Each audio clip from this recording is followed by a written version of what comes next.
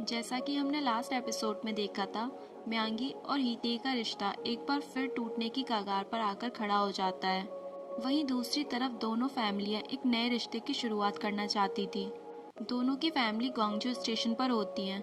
वो शादी से पहले हीते और शीरियोन को कुछ समय साथ बिताने के लिए कहते हैं। शीरियोन अपने फादर से वॉशरूम जाने को कहती है और वहाँ उसे म्यांगी की याद आती है। वो सियोल जाने के एक रात पहले म्यांगी से मिली थी और उसने उसे बताया कि वो सियोल जा रही है, वो भी हीतेई के साथ।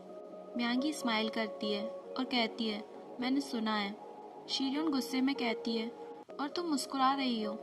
तभी वॉशरूम में हीतेई की स्टेप मॉम आ जाती हैं। वो उससे बातें करती हैं और कहती हैं, तुम्हें देखकर मुझे अपनी याद आ जाती है। वो उसे हाथ पोंछने के लिए हैंकी देती हैं। दोनों ही फैमिली अपने अपने बच्चों को एक साथ अच्छे से रहने की सलाह देती है, पर शीरियोन की फैमिली उसे लेकर कंसर्न में थी। और हो भी क्यों ना, आखिरकार उनकी बेटी की लाइफ का सवाल था। और दोनों सियोल के लिए निकल जाते हैं, बिल्कुल खामोश, एक दूसरे से बात किए बिना। पर यहाँ कोई और था जिसके आंसू थम ही नहीं रहे थे। हितेई की स्टूडेंट। जब उसे पता चलता है कि हितेई सियोल चला गया है तो वो फूट फूट कर रोने लग जाती है। उसके फादर उसे चिल्लाते हैं और कहते हैं, अरे वो कुछ दिनों के लिए गए, वो वापस आ जाएंगे, ऐसे मत रो जैसे तुमने उन्हें खो दिया हो। जब उनके समझाने पर भी वो नहीं मानती तो वो उसे डांट कर भगा देते हैं। यहाँ दूसरी तरफ म्यांगी अपनी लाइफ में फिर से बिजी हो जाती है, बिल्कुल पहले की तरह। सियोल का माहौल भी कुछ ठीक नहीं था, प्रोटेस्ट वहाँ भी चल रही थी। शीरियन उन्हें देखती है और उसे अपने पुराने दिन याद आ जाते हैं। तभी अचानक से हीते उसका हाथ पकड़ता है और कहता है, जल्दी चलो। दोनों रूम में आ जाते हैं। शीरियन घर को देखती है और कहती है, ये इतना खाली खाली सा क्यों है? हीते कहता है, क्योंकि मैंने सब कुछ बेच दिया है। वो उसे घर के बारे में सब कुछ समझा देता है। शीरियन जैसे ही चेंज करके बाहर निकलती है, बाहर हीते भी शर्टलेस होता है। वो घबराकर पीछे घूम जाती है और हितेई से पूछती है, क्या तुम कहीं जा रहे हो? हितेई कहता है, हाँ थोड़ा काम है। वो जा ही रहा होता है कि शीरियन के पेट से आवाज़ आने लगती है। वो कहता है, यहाँ तो कुछ भी खाने का नहीं है, तुम नीचे जाके खा लेना, वहाँ अच्छा रेस्टोरेंट है। वो उसे कुछ पैसे भी देता है। शीरियन कहती है, इसकी कोई ज़रूरत नहीं है, पर फिर भी हितेई वहाँ पैसे रखकर चला जाता है। हितेई फिर से अपने दोस्त को ढूंढने में लग जाता है। वो एक जगह जाता है और एक आदमी से यांगसू के बारे में पूछता है। वो हितेई से कहता है, तुम्हारी हिम्मत कैसे हुई मुझसे उसके बारे में पूछने की? हितेई शांति से वहाँ से जा रहा होता है। तभी वो कहता है, अभी तक मैंने ये बात किसी को नहीं बताई कि तुम्हारे फादर कौन है। जैसा कि तुम्हें पता है, मैं अभी भी एक रिपोर्टर हूँ। हितेई उसकी आंखों में आंखें डालकर कहता है, तो बता दो सबको, और उनको भी, कि मुझसे दूर रहें। जाओ और ये खबर फैला दो। काफ़ी रात हो जाती है और हीते अभी भी घर नहीं आया होता। शीरियन उसका इंतज़ार कर रही होती है। तभी एक कॉल आता है। ये कॉल हीतेई के फ्रेंड यांगसू का होता है। वो हीतेई के बारे में पूछता है, पर शीरियन कहती है वो घर पर नहीं है। यांगसू उसे ये कह देता है कि जब वो घर आए तो उसे बता देना कि उसका कॉल आया था। यहाँ हीतेई के भाई और म्यांगी के भाई को साथ में दिखाया जाता है। वो उसे कहता है कि मेरा भाई सियोल चला गया है। म्यांगी का भाई खुश हो जाता है और कहता है, क्या मेरी दीदी भी गई है? वो कहता है, नहीं, वो अपनी फियोंसे के साथ गया है। तो क्या उनके बीच लड़ाई हो गई? वो सैड हो जाता है। नेक्स्ट मॉर्निंग हीते काफ़ी अच्छा ब्रेकफास्ट बनाता है, जिसे देखकर तो शीरियन भी हैरान हो जाती है। सब अपने अपने काम में लगे हुए होते हैं। तभी हीते के फादर ऑफिस में आते हैं, उसी आदमी को लेकर जिसे वो मैनेजर की पोजीशन में बैठाना चाहते हैं। वो शीरियन के भाई से अकेले में बात करते हैं और कहते हैं, मैं तो सिर्फ तुम्हारी हेल्प कर रहा हूँ। शीरियन का भाई कहता है, मैंने आपको पहले भी बता दिया है कि हमें मैनेजमेंट की कुर्सी पर उसे नहीं बैठाना। हीते के फादर कहते हैं, इससे तुम्हारी काफ़ी हेल्प हो जाएगी। वो कहता है, अगर मुझे आपकी हेल्प की ज़रूरत पड़ेगी तो मैं खुद बोल दूंगा। दोनों के बीच काफ़ी बहस होती है।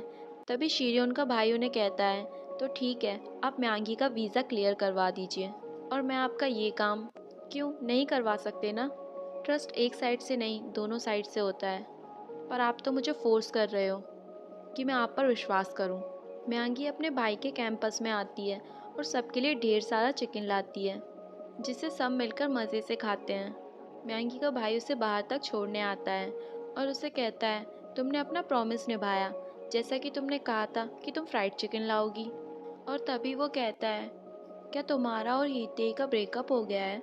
म्यांगी उसे कहती है, हम तो दोस्त हैं, हमारे बीच ब्रेकअप कैसे हो सकता है? मुझे तो लगा था कि तुम दोनों शादी कर लोगे, और शादी तो एंगेजमेंट से ज़्यादा स्ट्रांग होती है ना। और एक बार तुम्हारी शादी हो जाती तो तुम अब्रॉड भी नहीं जाती। तभी म्यांगी उसे कहती है, तो ठीक है, मैं अब्रॉड नहीं जाऊंगी, मैं अब कहीं नहीं जा रही हूँ। और उसका भाई ये सुनकर काफ़ी खुश हो जाता है। वो कहती है, मैं तुम्हारी मैराथन देखने ज़रूर आऊँगी।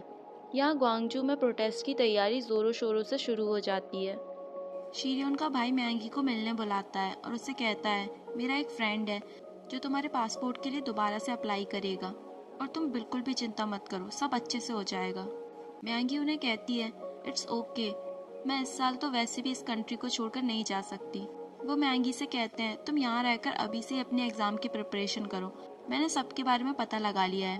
वो कैसे भी करके मैंगी की हेल्प करना चाहते थे, जो कि उनके चेहरे पर साफ नज़र आ रहा था। मैंगी उन्हें रोकते हुए कहती है, मैं ठीक हूँ। पर वो कहते हैं, मैं ठीक नहीं हूँ। मैं तुम पर कितना चिल्लाया, तुमसे नाराज़ भी हुआ, और शायद मेरी ही वजह से।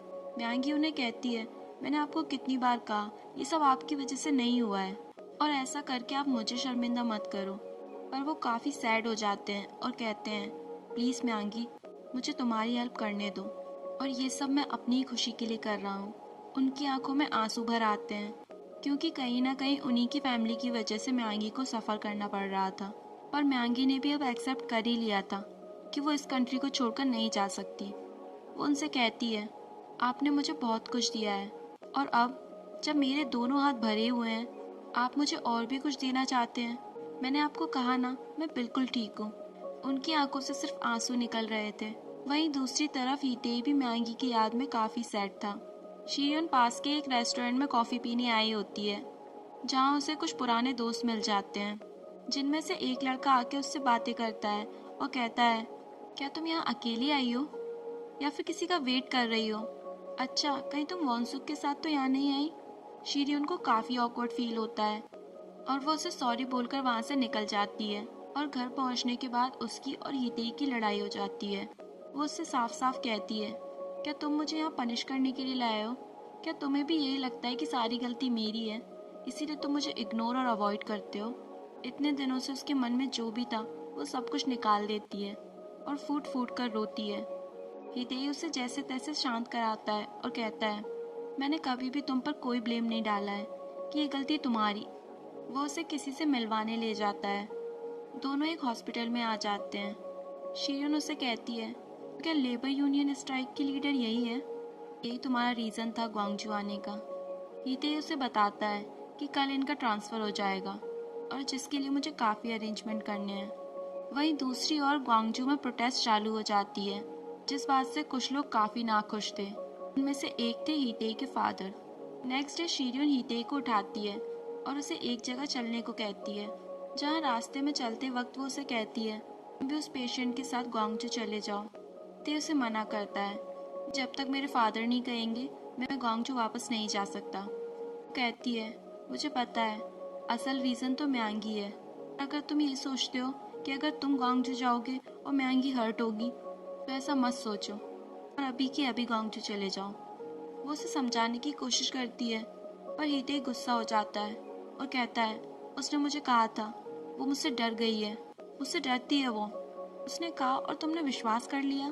उसे बताती है कि जब मैं लास्ट टाइम उससे मिलने गई थी और मैंने तुम्हारे बारे में उससे पूछा था, तब उसने मुझसे यही कहा था, अगर हम दोनों साथ रहेंगे तो हमारी लाइफ डिस्ट्रॉय हो जाएगी, और इसका ब्लेम वो खुद पर डाल देगा, क्योंकि उसे ऐसा ही लगता है कि वो जिसके भी करीब आ जाता है वो चीज़ टूट जाती है। उसने मेरा हाथ पकड़ते हुए कहा था, मेरी तरफ से हितेई को कहना कि उसकी वजह से कुछ भी नहीं टूटा है। हितेई फिर भी ना कहता है। वो कहता है, मुझे पता है, आखिर में म्यांगी हर्ट होगी। शीरियन हंसने लगती है और कहती है, तुम दोनों एक ही चीज़ से डर रहे हो, पर अब जो भी हो, मैंने सोच ही लिया है कि मैं भी अपना रास्ता ढूंढ ही लूँगी। हमारे रास्ते यहीं से अलग हो जाते हैं, और वैसे भी लोग कहते हैं कि इस जगह पर जो भी कपल आता है, उनका ब्रेकअप हो जाता है। शीरियन उसे ऑल द बेस्ट कहकर वहाँ से चली जाती है। म्यांगी की फैमिली को भी पता चल जाता है कि म्यांगी अब अब्रॉड नहीं जा सकती। उसके फादर काफ़ी निराश हो जाते हैं, पर म्यांगी इस सब से बिल्कुल परे अपने काम में बिजी होती है और काम के बाद वो चर्च जाती है, जहाँ वो फादर से बात करते वक्त अपने आप को रोक ही नहीं पाती और वो फूट फूट कर रोने लग जाती है। फादर उसे समझाते हैं, जब एक दरवाज़ा बंद हो जाता है तो भगवान दूसरा दरवाज़ा खोलता है। इस मुश्किल घड़ी में घबराने की कोई ज़रूरत नहीं है, सब ठीक हो जाएगा। म्यांगी जैसे तैसे खुद को संभाल कर घर लौट रही होती है, तभी रास्ते में उसे हीतेई मिलता है। हीतेई जैसे उसके करीब आने की कोशिश करता है, म्यांगी उसको फिर रोक देती है। वो कहता है, मुझे पता है कि मुझे यहाँ नहीं आना चाहिए था, इस सब से हम दोनों को ही हर्ट होगा, पर फिर भी मैं तुम्हारे साथ रहना चाहता हूँ। और शायद प्यार ऐसा ही होता है, हम जिस भी इंसान से प्यार करते हैं उसके लिए चाहे जितने ही दुख दर्द क्यों ना उठाने पड़े, हम उसके लिए तैयार रहते हैं, बशर्ते हम उस इंसान के साथ हों। वो उससे करीब आने की परमिशन मांगता है और म्यांगी भाग कर आके उसे गले से लगा लेती है, मानो एक बार फिर दोनों की ज़िंदगी में रंग भर गए हों। पर यहाँ कोई और भी था जिसकी दुनिया रंगीन हो गई थी। शीरियन अपने फ्रेंड को कॉल करती है और उससे कहती है, क्या तुम मुझे भी अपने शॉप में काम दोगे? हितेई म्यांगी के घर पर ही रुक जाता है। हितेई म्यांगी के करीब आता है और उसे किस करता है। वो पूछता है, क्या सच में तुम्हें मुझसे डर नहीं लग रहा? आज की रात दोनों के लिए काफ़ी स्पेशल थी, पर इसके बाद जो होने वाला था उससे सभी लोग अनजान थे। और इसी के साथ हमारा यह एपिसोड यहीं पर ख़त्म हो जाता है।